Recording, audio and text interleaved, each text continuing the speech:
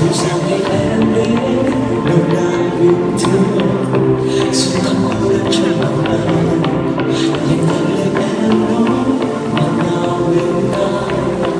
lâu nay tình yêu trong mắt anh người tự là cơn gió vội vàng bay qua cho anh luôn ngỡ bao điều thương nhớ thương ước mong sớm ngọn đèn đừng vội vội pha bên nhau không cách xa nhìn vào mắt anh và hãy nói ra rằng em muốn bên anh vì anh ơi người yêu ơi đừng rời bước vội vì anh chính là người mà em yêu. 'Cause I really really love you người anh luôn luôn mong nhớ. 'Cause I really really need you đừng làm anh đi hết những yêu thương mộng mơ.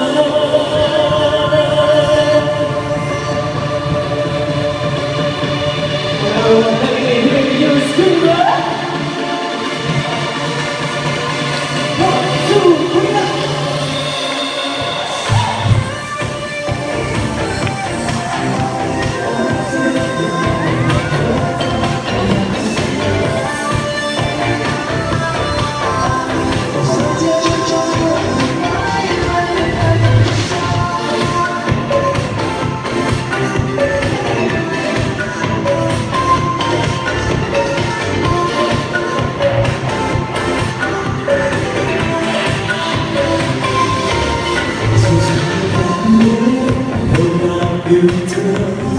xuân lại cô đơn trong lòng anh nhẹ nhàng lời em nói ngọt ngào bên tai